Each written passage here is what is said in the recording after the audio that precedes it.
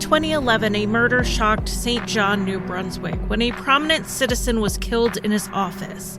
Though the police zeroed in on his son quickly as a suspect, it would take years to build the case against him. And the resolution of the legal case would take just about as long. I'm Charlie, and welcome to Crime Lines.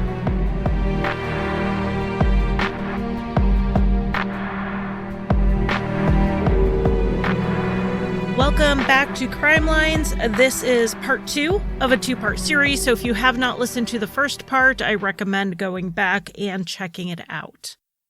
Again, I want to send a huge thank you to Christy from Canadian True Crime for her research on this case. It was incredible to work with her on this, and I hope you check out her coverage of the case as well.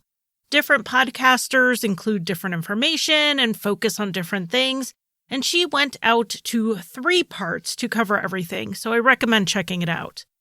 The main sources used were CBC New Brunswick, The Telegraph Journal, CTV Atlantic, The Canadian Press, and Bobby Jean McKinnon's best-selling book, Shadow of Doubt. When we left off, the Crown had made it through the preliminary hearing and managed to keep their key piece of evidence in at the trial of 47-year-old Dennis Oland. It began in September 2015, over 4 years since the murder of 69-year-old Richard Oland, who was Dennis's father. At the preliminary hearing, the judge was not entirely swayed by the financial motive presented by the Crown. Nevertheless, that was still what they went with in their opening statement at trial, that Dennis's financial issues were at the root of this, whether Dennis wanted his inheritance or he was angry that his father Richard wouldn't help him. They pointed to the debt to his father, one he had a hard time sticking to the payment plan on, within the months prior to Richard's death. But the defense countered that Dennis was not new to being behind on these repayments to Richard. It had happened before this point, and Richard always worked with Dennis on it until he got back to where he could pay. There was never any problem before, so there was no reason to think it was going to be a problem at the time of Richard's death. The Crown also mentioned that Dennis was upset about Richard's affair with a woman named Diana, but it had been a year since Dennis had mentioned that to one of Richard's associates, so there was really no evidence he had ongoing upset about it. The real focus was going to be on Dennis's financial issues in contrast to his father's wealth and Dennis's desire to have some of his father's wealth. The jury heard how bad off Dennis was when it came to money. Also testifying at the trial was Diana, Richard's girlfriend. She told the jury about how she tried to contact Richard on the evening he was killed, starting at 6:30 p.m. Richard didn't answer, and his phone was the only thing missing from his office, which was the crime scene. The Crown argued that the phone was already in the possession of his killer at this point, and this was solidly when Dennis himself admitted he was in the office. The Crown also called Diana's husband to the stand, which was fair, figuring he was someone else who might have had a motive. But he testified that though he knew Richard and Richard's wife Connie for a decade, he was unaware that Richard and Diana had been having an affair for the last 8 years. He only learned about it after the murder. The police did interview him twice and ruled him out as a suspect. The defense countered this, saying that they ruled him out prematurely and had not pulled his phone records or checked his car's GPS, which would have confirmed if he was home like he and Diana said he was. I do want to be clear that I don't get the impression that the defense was presenting the husband as an alternative suspect, but rather as evidence the police had tunnel vision and didn't do a thorough investigation into anyone except Dennis Oland. And the defense was just getting started with picking apart the investigative missteps, but before we get into all of that, we do need a little more background on the crime scene and the forensic evidence. The pathologist who conducted the autopsy testified that there were two types of injuries on Richard's body. There were round wounds about 3 centimeters across that had a crosshatch pattern. The other wounds were caused by a sharp edge. It was possible that there were 2 weapons used in the attack, or 2 sides of a single weapon. The murder weapon or weapons were never found, but there is a tool that fits the description of the wounds: a drywall hammer. They usually have a serrated or crosshatch pattern on the front face, and then the other side is a hatchet that's used to score the drywall or make cuts. One blunt side with a crosshatch pattern and one sharp side. It's not conclusive since the weapon wasn't found at the scene, and there is no evidence there would have been one in the building. So if a drywall hammer was the weapon, the killer brought it with them. And the defense asks, why would Dennis Oland have a drywall hammer in his possession? They could find no evidence that he ever owned one or purchased one. Another thing the Crown couldn't prove was where Dennis's bloody clothes went. It seemed hard to believe that Dennis didn't get any on his shoes and no more than a few drops on his jacket. Unless, along with the drywall hammer, he brought a pair of coveralls that he changed in and out of. But just like with the hammer, there was no evidence Dennis ever had anything like that. The defense then took it a step farther. What about blood transfer? How did Dennis kill his father, get blood on him, yet none of it transferred to his car? And if he changed and somehow hid bloody clothes or coveralls somewhere when he left the building, why didn't blood get anywhere else, like the reusable grocery bag he carried? That would have made sense for somewhere to stash bloody clothes, but that also tested negative for blood. Basically, if this was one of the bloodiest crime scenes they had ever seen, which was the testimony of one of the responding officers, then why wasn't there more of it on Dennis? The only blood found was on that brown jacket, so let's go ahead and get into that. Dennis was seen on security cameras at his own office wearing a brown jacket that day, and his father's secretary testified that he was in a brown jacket when she saw him, so let's go ahead and accept that he was wearing it that day. The jacket had been dry cleaned before the police took it into evidence, but if it had just been covered in blood, surely the dry cleaner would have taken note, and he testified that he didn't see any blood on it at all. The forensics team, however, found a few small spots, and it all came back as matching Richard Oland. The Crown argued that the jacket was dry cleaned in order to conceal the evidence, and Dennis then lied about what color jacket he was wearing in order to hide it. But the defense pointed out that it wasn't cleaned until 36 hours after the murder, so Dennis didn't seem to be in a rush. And it was his wife who took the jacket in with a number of other items. And she said the reason she took the jacket in with all these other items was because of Richard's death, but it was because she assumed they would be seeing a lot of people in the coming weeks between the funeral and well-wishers. She wanted to have everything cleaned and fresh and ready to go for those social obligations that come after a death. The defense also argued that these bloodstains could have been there since long before the murder. The spots were so small that the dry cleaner did not see them, and the blood spatter expert only saw them because he was examining the garment so closely. Even then, he missed one of the spots on 2 examinations. So what if these were old, faded blood stains that Dennis didn't even know were there? The defense theorized that a skin condition Richard suffered with could have been the cause. His scalp would flake and occasionally bleed from this condition. If the two men hugged, or if Dennis was leaning in to look over a document with his father, perhaps that's where the blood transfer came from. At the time of his death, Richard did not have any obvious sores on his scalp, but, like has been noted, these stains could have been old.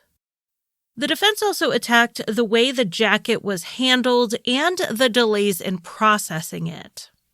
When the jacket was first found in Dennis's closet, the lead investigator touched the sleeve with his bare hands. It was after that a gloved officer took it and put it into a paper bag. It sat for 4 months before it was sent to the lab in Halifax, and then another 8 months before it was analyzed. This evidence the Crown was leaning so heavily on sat at the bottom of a paper bag for a year. This wasn't the only piece of forensic evidence that the defense criticized. They also attacked how the scene was processed, pointing out that the blood spatter expert didn't arrive to the scene for a few days. By the time the scene was examined by the expert, multiple officers had been in and out of the office, the body had been removed, and the blood was dried and flaked. The investigators also didn't, according to the defense, test everything they could have. There was a back door that led to an alley, and the deadbolt was not dusted for prints or swabbed for DNA. That would have been a convenient way for someone covered in blood to leave the premises undetected. It was testified to that the door was not overlooked, but the reason it was not tested was because someone had already opened it before they could process it, thereby contaminating it. But the defense didn't buy it.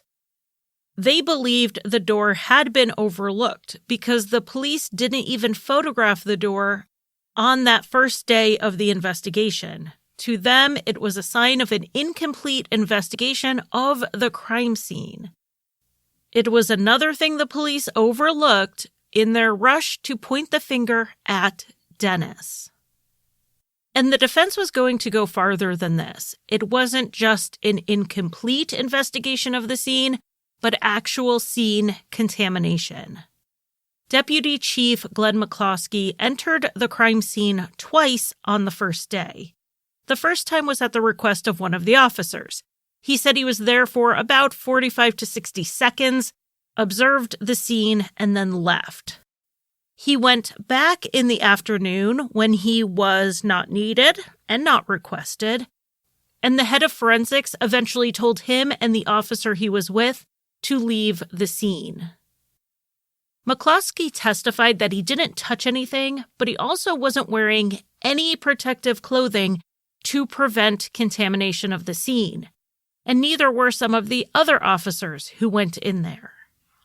McCloskey had also gone out that rear exit, saying that he noticed it was open, but he didn't remember if he touched the door or not, and he wasn't the only one, which again may have contaminated the escape path the killer took. But more shocking than the lack of protocol at the scene was an accusation that came at trial from a recently retired officer named Mike King. He told the jury that McCloskey, who was his boss, told him that he didn't have to tell anyone about McCloskey breaking protocol at the crime scene. Though McCloskey denied this conversation ever happened, a constable testified that he knew about it as well. But King said he told McCloskey that he has never lied in court and he wasn't about to start.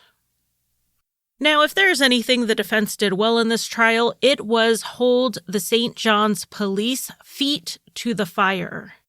They pointed out so many holes in the investigation, other things like how the responding paramedics were not formally interviewed until a year and a half after the murder. But it was actually the accusations of possible misconduct that were the biggest bombshells. And the chief of police launched an investigation. So that was happening behind the scenes while Dennis's criminal trial continued.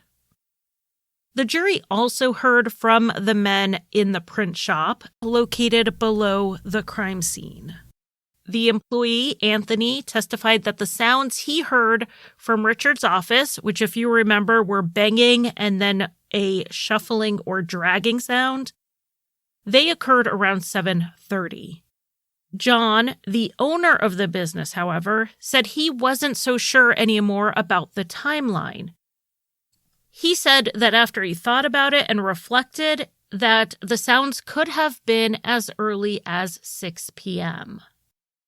As we know from part 1, Dennis did not have an alibi from about 6 to 7 p.m., but then he did after 7:30, so the time of these sounds is very important. Other important witnesses were the couple at the wharf who saw Dennis's strange actions, which he had previously told the police about and said he was just checking to see if his kids were there. The couple did not remember what time this visit to the wharf occurred, but did say it was in the late afternoon or early evening. And this becomes very relevant very quickly when a cell phone expert got on the stand.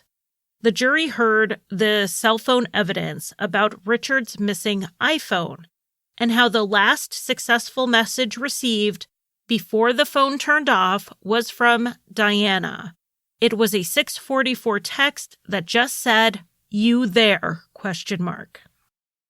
According to Diana, she texted this because he hadn't answered her previous calls.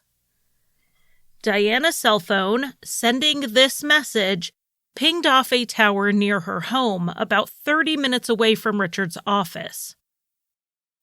Richard's phone pinged off a tower about 1 kilometer or 0.6 of a mile away from the wharf. We know cell towers are not exact. A call can be sent to a farther away tower for various reasons. And Richard's office to the cell tower was about 10 kilometers or 6 miles, so it was within range. But Richard's phone hadn't pinged off any tower other than the one near his office all day until the 6:44 ping. And using Dennis's own timeline, he would have been arriving at the wharf as early as 6:45, placing him and the missing phone possibly in the same area at the same time.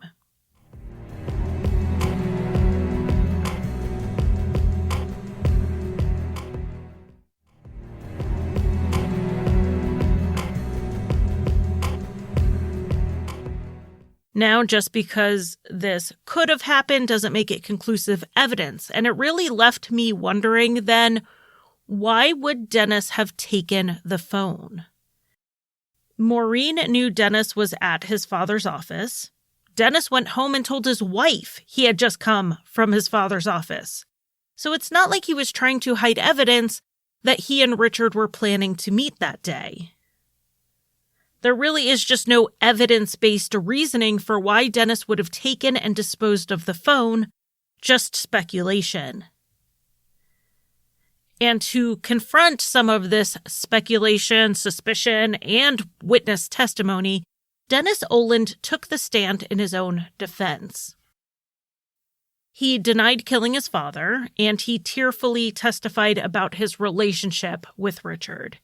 He said they loved each other in spite of their emotional distance, a distance that was somewhat enforced by Richard as he did not believe in parents being friends with their children. Dennis admitted on the stand to having financial problems at the time his father died, but he said it was due to market fluctuations, and just as the market goes down, it surely comes up again. He was not very worried about it. It was not like he hadn't been in that position before. Also, his wife was preparing to go back to work after taking some time off to deal with health issues, and things were already going to look up that autumn. Dennis was then asked about the last time he saw his father, and he characterized their conversation as engaging and wonderful. On cross-examination, the Crown jumped on aspects of the story Dennis told the police, like telling them that he wore the navy blazer when he didn't. And Dennis chalked this up to nervousness, speaking with the police, and the shock and grief of learning his father was dead. He said he didn't lie, he was simply mistaken. He had worn a navy blazer earlier in the day he was questioned by police, as proven by security footage. Dennis had mistakenly thought it must have been the same jacket he had worn the day before. As for the bloodstains on the brown jacket, Dennis testified that he didn't know how they got there. Maybe it was the scalp condition his father had. Maybe it was because Richard chewed his cuticles and they would sometimes bleed. And then there was a point in 2010, about a year before the murder, that Dennis was staying at his parents' house during home renovations, and he hung his stuff up in Richard's closet. Richard eventually asked him to move the clothing out because he was mixing up which clothes belonged to who. So not only did the jacket hang in Richard's closet, maybe he even mixed it up and tried to put it on one day.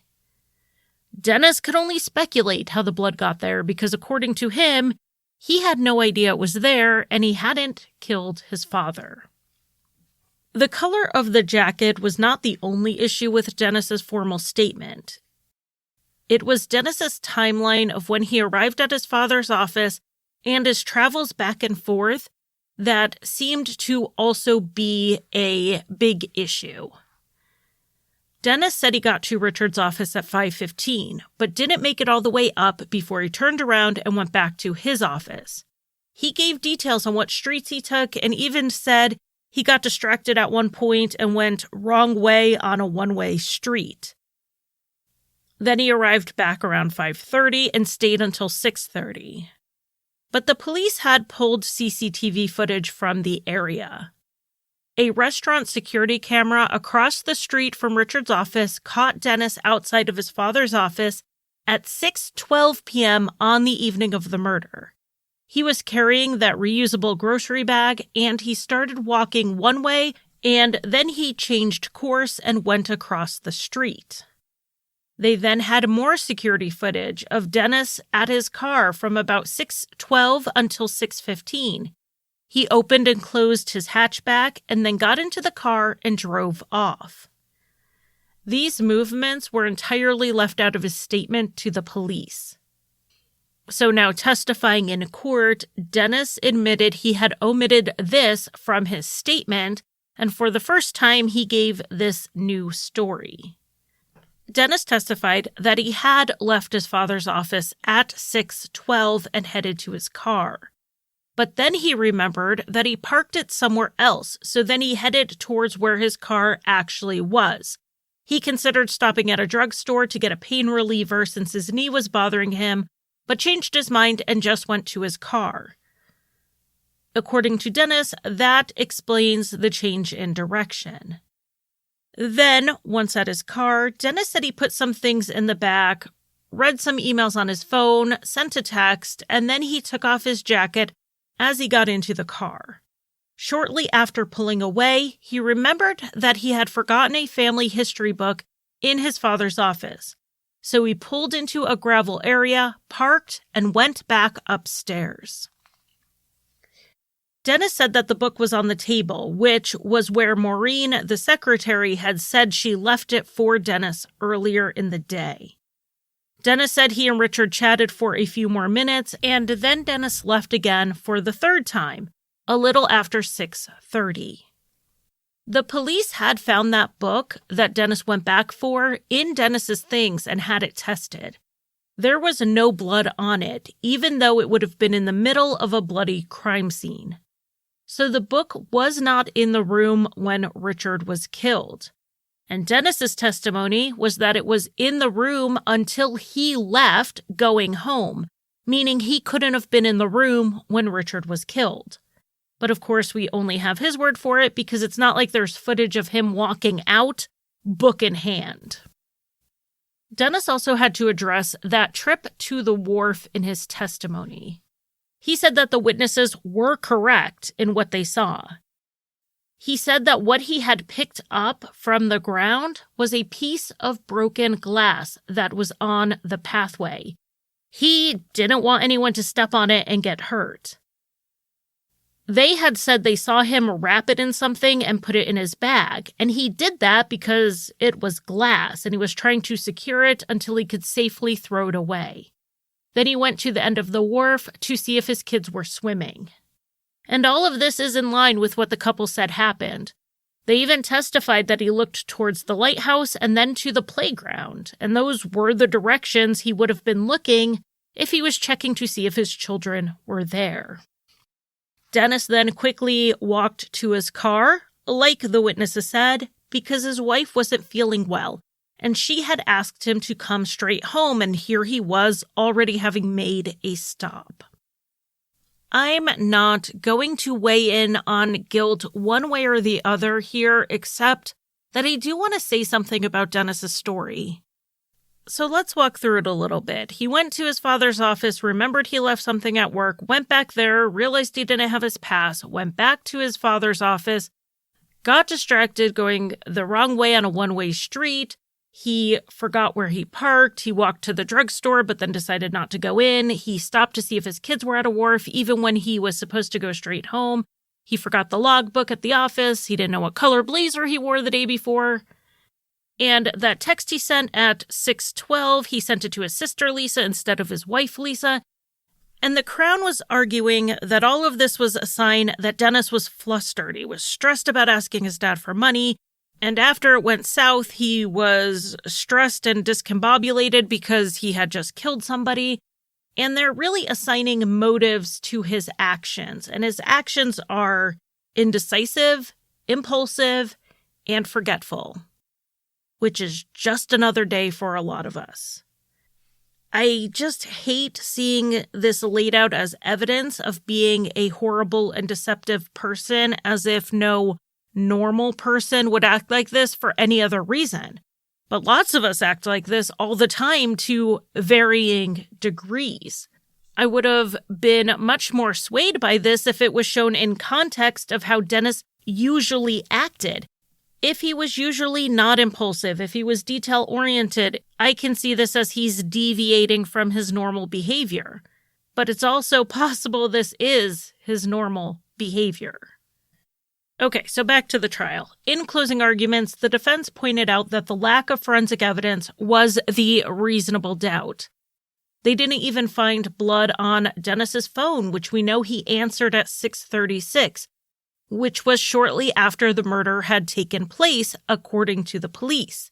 There just seemed to be no way that Dennis Oland could have committed this crime, and all the blood evidence amounted to were a few drops that were nearly invisible.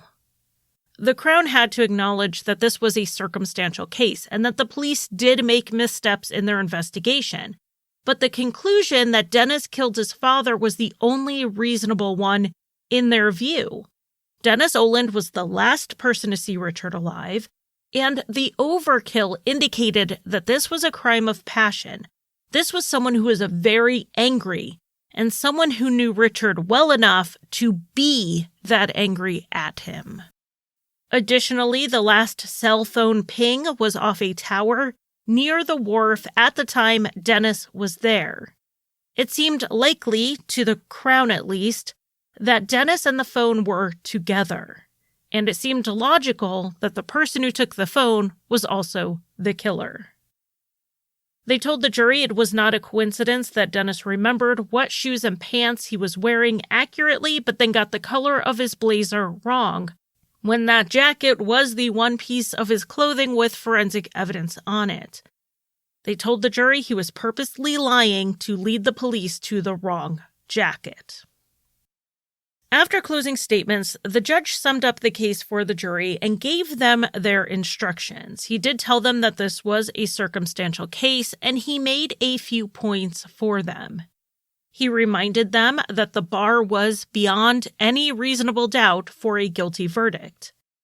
He also told them that if he believed the men in the print shop heard the sounds connected to Richard's murder and believed the evidence indicated the noise was around 7:30, they would have to find Dennis not guilty since there was evidence he wasn't there. He also told them the DNA evidence from the jacket was not conclusive, and it was up to them to decide if it was from the crime scene or if the DNA had been on the jacket prior to this. When the jury took the case, the Olands felt good about how the trial went, believing that Dennis would be found not guilty. They believed in his innocence and trusted that the jury would see what they saw, a weak case from the prosecution. But the jury did not see it that way. After 4 days of deliberation in December 2015, Dennis Oland was found guilty of second-degree murder. Dennis collapsed at the announcement of the verdict. The Oland family, both Dennis's mother Connie and Richard's brother Derek, issued statements of support for Dennis and let the public know that their belief in his innocence had not changed. Derek said that he continued to put his trust in Dennis's legal team, a clear indication they would be appealing even before sentencing occurred. The sentence for second-degree murder in Canada is life with the possibility of parole somewhere between 10 and 25 years. Those are the minimum and the maximum. The jury had recommended the minimum, though the Crown was arguing for more time before parole eligibility. The Oland family declined the opportunity to issue victim impact statements, instead supporting Dennis as character witnesses. The judge said he believed that Dennis had snapped due to the immense stress he was under and acknowledged that Richard was a difficult man and that there was a long-standing dysfunction within the family. He said this was a tragedy of Shakespearean proportions. The judge then went with the jury's recommendation of life with the possibility of parole after 10 years. And finally, citing the importance of transparency, the judge granted a petition from CBC News to release Dennis's full interrogation video. At trial, the jury had only seen half of it, as the prosecution and defense agreed that they would only see what was said before Dennis asked for an attorney, and not the accusations the police hurled at the otherwise silent Dennis. 3 days after the verdict, as the St. John police were coming off this win, the New Brunswick Police Commission began their investigation into them. The New Brunswick Police Commission is an independent oversight commission, so it's not like the St. John's police were investigating themselves. This investigation was being tackled in 2 parts. One would be a review of the forensic protocol issues, including any contamination and carelessness at the scene. The other review was into the allegations made against the deputy chief, Glenn McCloskey, for making unauthorized visits to the crime scene and allegedly telling someone not to admit to anyone that he had been there. Meanwhile, Dennis filed his appeal, and he also applied for bail while his appeal was being heard, which was denied, and that really wasn't a surprise.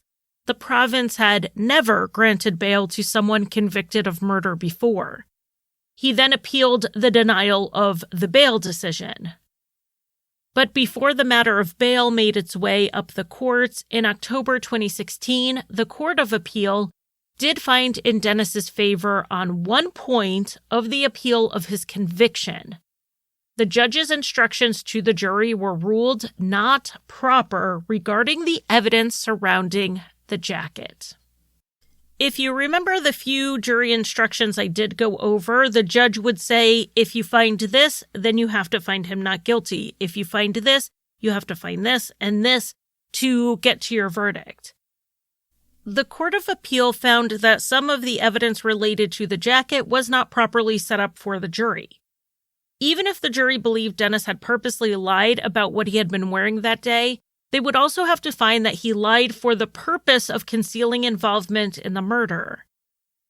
This instruction was not clear to the jury, and because that very well could have been the evidence that pushed the jury towards guilty, it was enough for a new trial. And with the conviction quashed, Dennis was given bail and released to his family after 10 months in prison. While free on bail, the Supreme Court of Canada ruled that Dennis Oland should have been allowed to bail out while he was waiting on his appeal, because he was not a danger to the public, he was not a flight risk, and his appeal was not based on frivolous claims, but rather on solid procedural issues. This ended up being a precedent-setting court ruling, even though by the time it was made, it didn't apply to Dennis Oland anymore. But for other people in his shoes in the future, this set new guidelines when evaluating whether or not to grant bail during an appeal. Dennis and his team had a new strategy going into the retrial. They wanted a bench trial, judge only, no jury.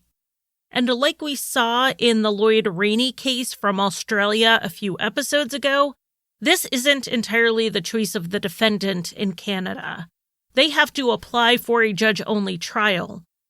And Dennis Oland essentially had the same argument Lloyd Rainey had.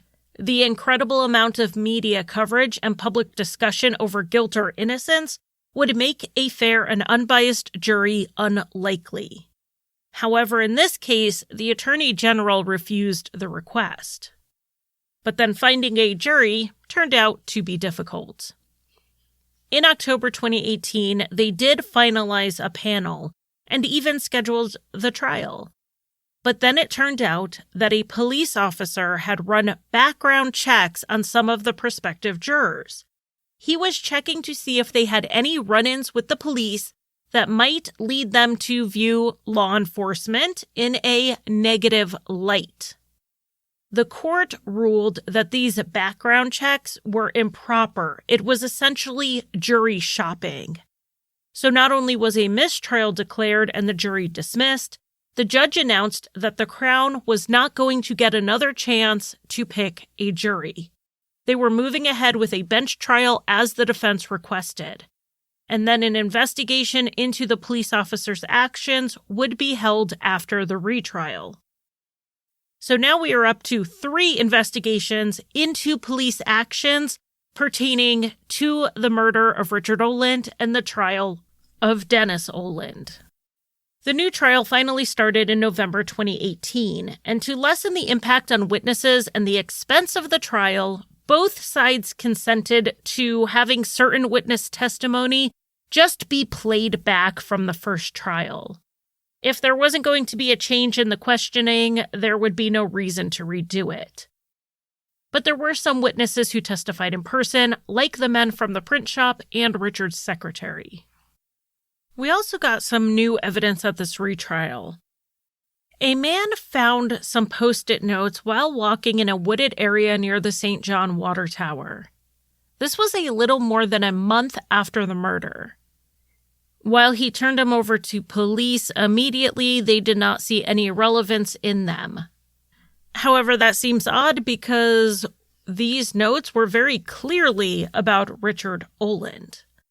They look like someone's just quick jotted down notes. 2 of them look like they were writing about genealogy because one mentions Susanna Oland coming to Canada with her beer recipe in 1865, and another includes names of Oland family members, including Richard Oland. In the corner of the note with Richard's name on it is also a list of 3 names, Mike, Stephen, and Mark, with the word policemen next to it. Those happen to be the first names of 3 of the investigators who were looking into Richard Oland's murder.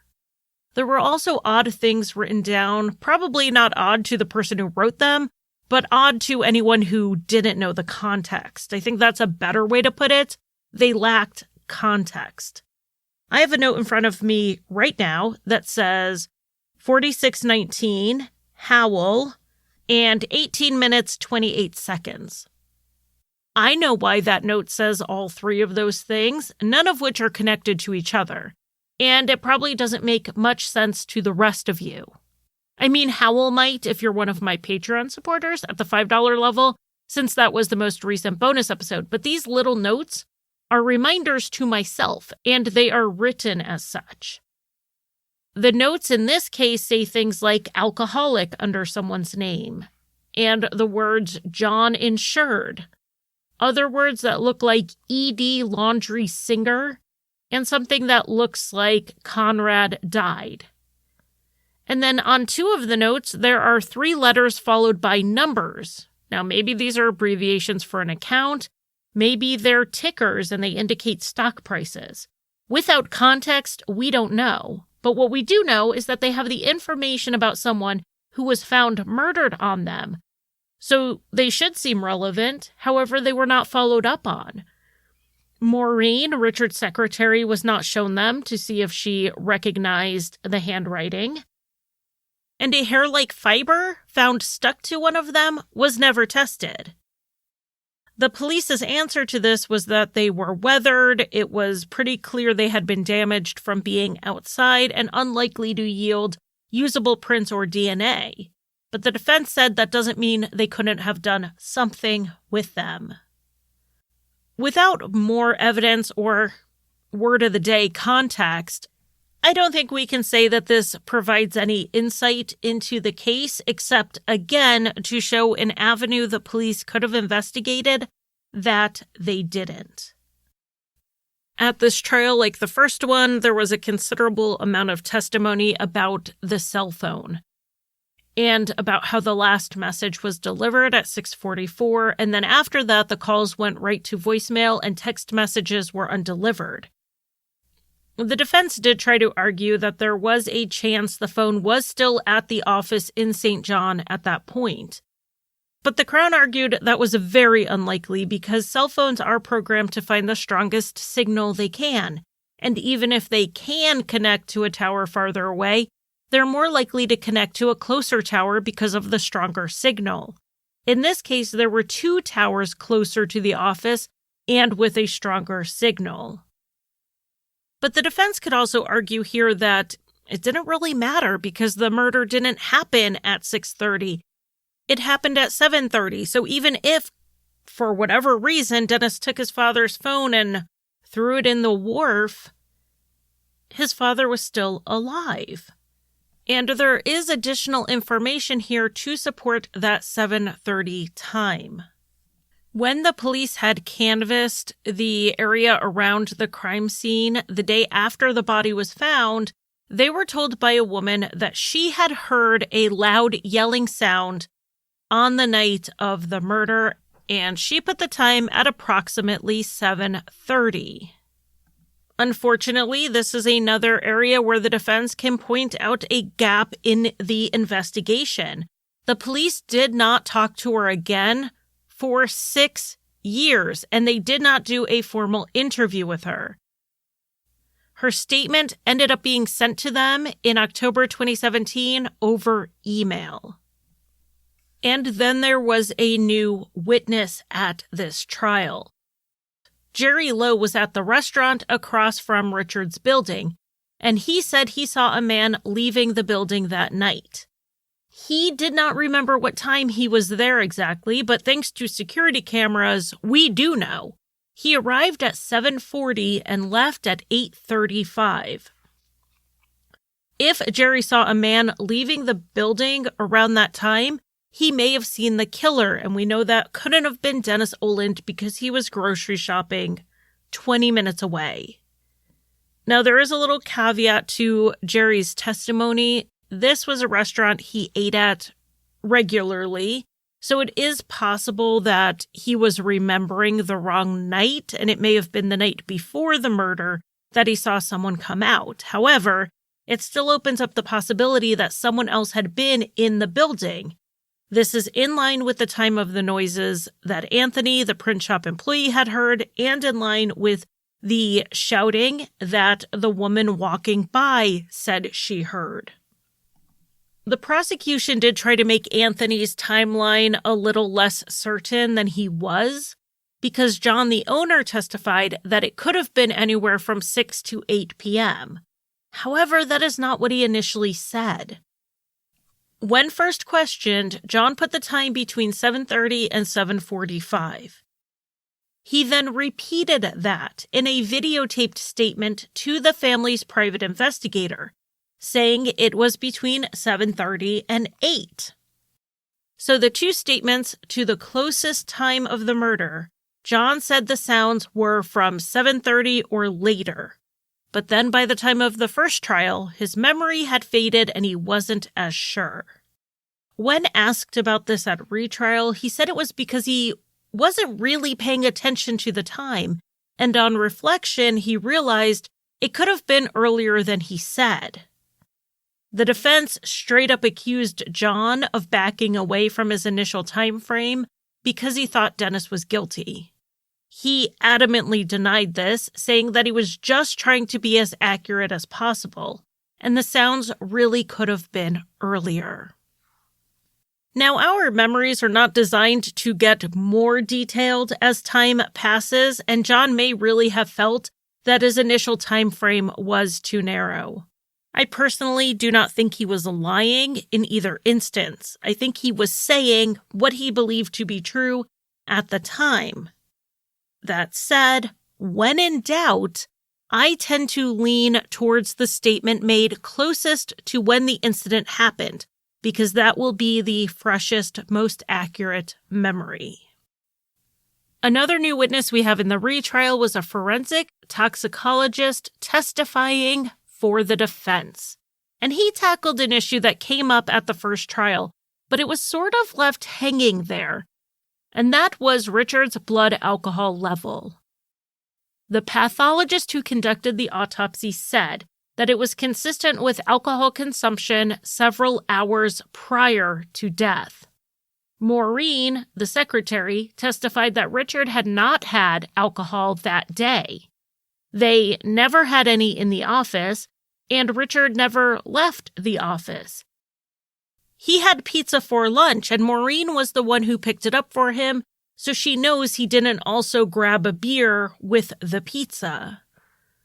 The alcohol levels in Richard's system didn't make sense if the pathologist was saying he drank hours before death, but he had no alcohol accessible to him during that time. So at this retrial, the defense had their own expert testify that it may have been that Richard consumed a small amount of alcohol an hour before his death. So if Dennis had left and someone came in to have a drink with Richard in the office, or if Richard stepped out to meet someone for a drink and then they went back to the office, that would account for the blood alcohol level. It's just one possible explanation. Some other new information that came out had to do with the conduct of the police. One of the responding officers said that he was dispatched to a call about an unconscious man who was not breathing. He had not been told anything else, and had he realized what they were walking into, he would have put on protective gear. The head of forensics admitted that many of the officers were not wearing gloves at the scene and that the scene was not protected against contamination. And that included officers coming to the scene that didn't need to be there and should not have been there. The defense accused the police of treating the scene like a tourist attraction. Sergeant Greg Oram was with Chief Deputy McCloskey when he was at the scene unauthorized. He said that they both entered without protective gear, walked around the office, got within several feet of the body, and that McCloskey half sat on the desk.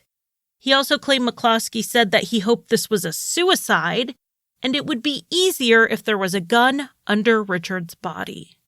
At that point, the head of forensics came back in the room and kicked them out.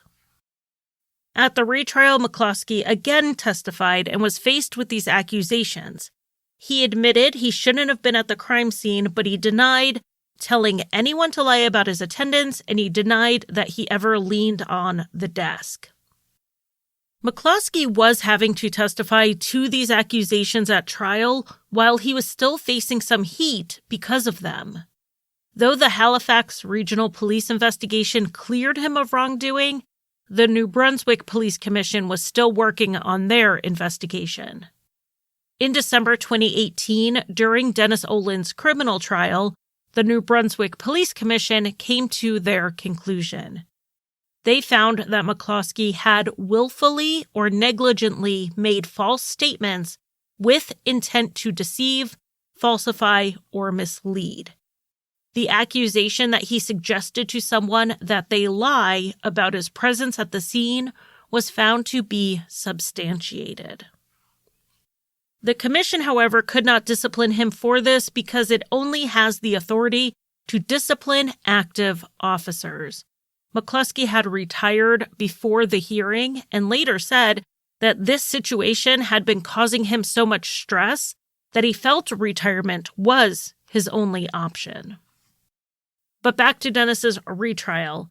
He did again testify in his own defense, but the testimony was not substantially different than what we've already heard. By the end of this second trial, they had spent 4 months hearing from 61 witnesses and going over more than 300 pieces of evidence. And much like we've seen in other bench trials, unlike jury trials, it does take longer to get a verdict. So it took 2 months before learning the outcome of the retrial. The judge ruled that while he believed there was reason to suspect Dennis Oland, there was not the evidence to convict him. Dennis was found not guilty. A month after Dennis's acquittal, Public Prosecution Services issued a statement saying that they found no grounds to appeal the acquittal. The legal battle was finally over. The St. John Police have said that this is no longer an active investigation, though the case is officially unsolved. And the impact of the trial and the cloud of suspicion was huge for the Oland family. Dennis and his wife Lisa separated in early 2020, about 6 months after his acquittal, and Dennis moved in with his mother. Lisa reported that she lost a lot over the course of the marriage, having trouble keeping her businesses afloat during the trials. She had moved into his family's home that he was then preparing to sell out from under her. And when asked about debts Dennis left her with, Lisa claimed Dennis told her to go talk to someone about bankruptcy. Lisa also filed a domestic violence complaint against Dennis. This was filed under seal, and there was a publication ban on it. The media, however, argued that there was public interest in the contents of what Lisa filed due to the high-profile nature of the case. They wanted it unsealed. Lisa was adamantly against this.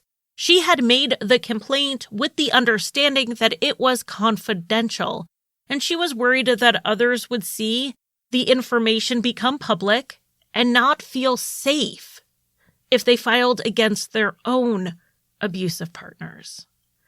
For the sake of public confidence in the system and to prevent her own re-victimization, Lisa wanted her privacy respected.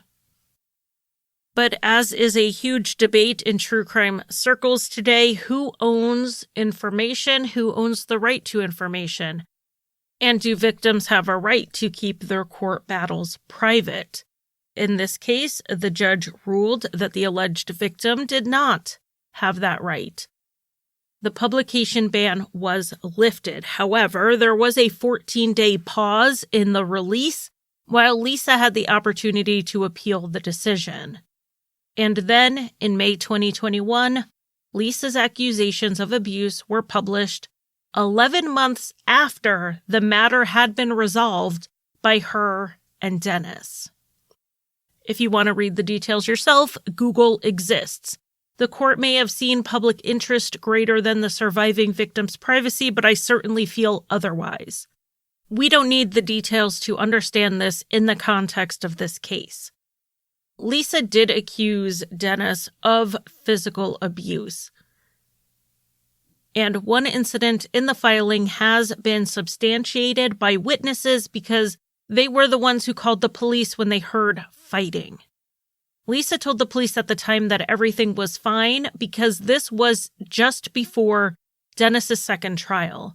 She didn't want public opinion to turn on Dennis if it became public that someone had accused him of violence.